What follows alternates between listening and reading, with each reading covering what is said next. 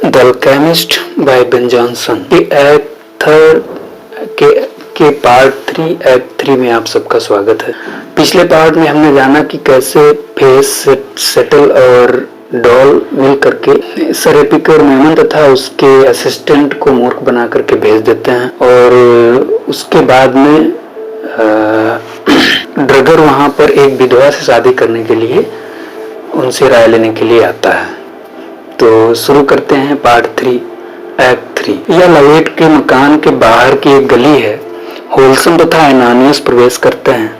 होल्सम एनानियस को समझाता है कि साधु संतों को इस प्रकार के अपमानपूर्ण व्यवहार को सहने की अभ्यास होना चाहिए, किंतु एनानियस को सेटल बिल्कुल भी पसंद नहीं है।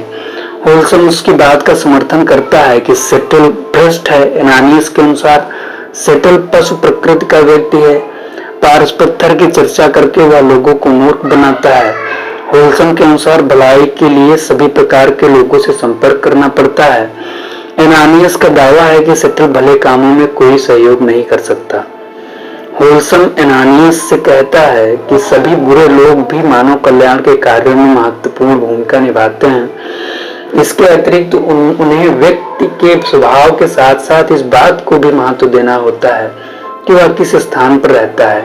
जो लोग सदैव आग के निकट काम करते हैं, धातुओं के प्रदूषित धुएं को सूंघते हैं, वे स्वभाव से चिड़चिड़े हो जाते हैं, क्योंकि ये चीजें उनके दिमाग को प्रभावित करती हैं।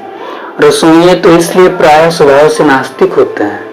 कांच उद्योग में कार्य करने वाले अपवित्र एवं गुस्सैल हो जाते हैं। पीतल उद्योग में कार्य करने वाले अधार्मिक हो जाते हैं। जब कोई व्यक्ति अपना अधिकतम समय भट्टी पर गंधक एवं अन्य विषैली वस्तुएं उबालता है तो उसका दिमाग बुरे विचारों से भर जाना अस्वाभाविक नहीं है।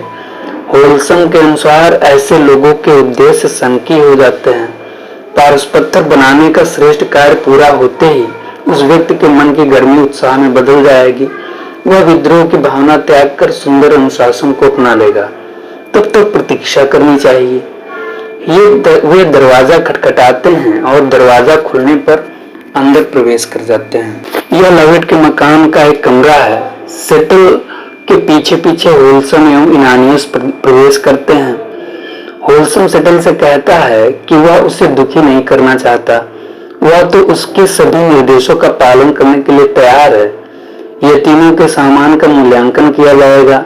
अन्य जो कुछ आवश्यक है उसकी गिनती भी की जाएगी तथा संत उसके लिए भुगतान करेंगे। सेटल टिप्पणी करता है कि होल्सम का इतना अच्छा व्यवहार है कि उसे पारस पत्थर दिया जा सकता है। पारस पत्थर की सहायता से वह संसार में कहीं भी अलौकिक शक्तियों को बुला सकता है और भारत जैसे धनी देश में उनकी सहायता ले सकता है। उसके द्वारा अमृत के दवाई के रूप में प्रयोग करने से अनेक दुश्मन पैदा हो सकते हैं और उसे भारी सुरक्षा की आवश्यकता हो सकती है। क्या पता राज्य का कोई बड़ा व्यक्ति गठिया से पीड़ित हो और अमृत की 3 बूंदें उसका उपचार कर दें, तब तो वह व्यक्ति उसका मित्र हो जाएगा। इसी प्रकार कोढ़ या मिर्गी के मरीजों को लाभ पहुंचाकर बूढ़ों को युवावस्था देकर वह असंख्य मित्र बना सकता है।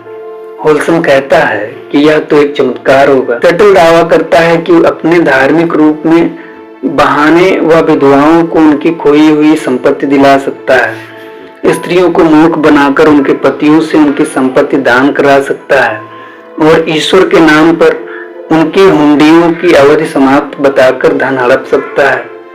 एनानियस दावा करता है कि भले लोगों का अहित करके लाभ कमाना अच्छी बात नहीं है। सेटल तथा होल्सम दावा करते हैं कि अनुभव बढ़ने के साथ साथ एनानियस के विचार बदल जाएंगे।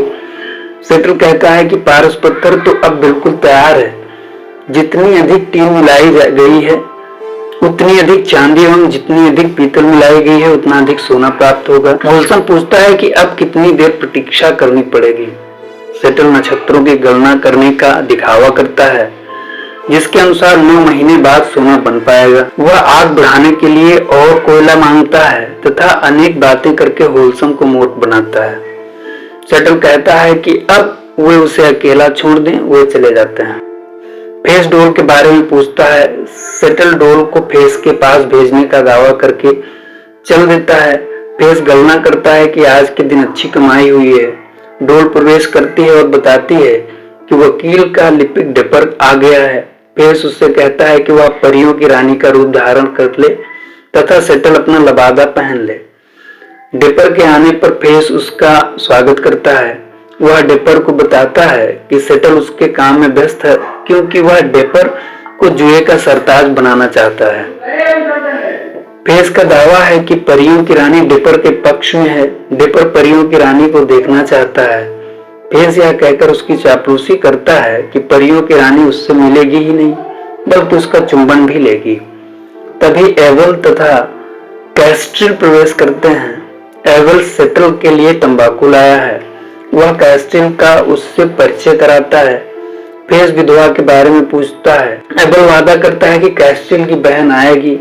कैस्ट्रिल पूछता है कि क्या सेटल को इतना ज्ञान है कि वह यह सभी कार्य पूर्ण कर सके और इस झगड़े को सही शर्तों के साथ निपटा सके। फेस कहता है कि अनजान लोग ही ऐसे प्रश्न पूछते हैं। वह अपना उदाहरण देता है कि फेस की सेटल ने उसे एक कैप्टन बना दिया। कैस्ट्रिल पूछता है कि क्या वह कोई तरकीब सिखाता है। फेस कहता है कि सेटल भाग में 6 गुनी वृद्धि कर सकता है। कैस्ट्रिल पूछता है कि वह 3000 सालाना की कमाई कर सकता है। फेस 40,000 सालाना की बात करता है। वह डिपर की ओर संकेत करके कहता है कि सेटल ने इस व्यक्ति को सब कुछ दिलवा दिया है। यह सबसे सुंदर स्त्री के साथ नाचेगा, सबसे अच्छी शराब पिएगा और सबसे अच्छे नौकर की सेवाएं प्राप्त करेगा। फेस दावा करता है कि वह धनी विधवाओं एवं युवतियों के लिए सर्वश्रेष्ठ पति दिलवा सकता है। पूरे इंग्लैंड के लोग इससे सेवा लेने के लिए लालायित रहते हैं। कैस्ट्रिल पूछता है कि क्या उसकी बहन सेटल से मिल सकती है। कैस्ट्रिल ड्रगर से निवेदन करता है कि वह तुरंत उसकी बहन को लेकर आ जाए। फेस दावा करता है कि ड्रगर वहां पर व्यस्त है। कैस्ट्रिल स्वयं अपनी बहन को लेने चला जाता है। डिपर फेस से निवेदन करता है कि परियों की रानी से उसकी मुलाकात करा दी जाए। फेस कहता है कि परी रानी के नौकरों को इनाम देना पड़ेगा। डिपर 120 शीलिंग से अधिक धन देता है। तभी डॉक्टर परियों के पादरी के रूप में प्रवेश करता है। वह पूछता है कि क्या रानी का भाई आ गया है। फेस कहता है कि वह आ गया है। सेटल कपड़े की एक पट्टी फेंकता है और कहता है कि यह भाग्य का पेटीकोट है जो उसे मफलर की तरह पहनना चाहिए। अब उसे सभी सांसारिक धन त्याग देना चाहिए ताकि परी को उस पर संदेह न रहे। फेस डिपर को सलाह देता है कि वह अपनी अंगूठी तथा चांदी की मोहर देकर रानी को प्रसन्न कर दे।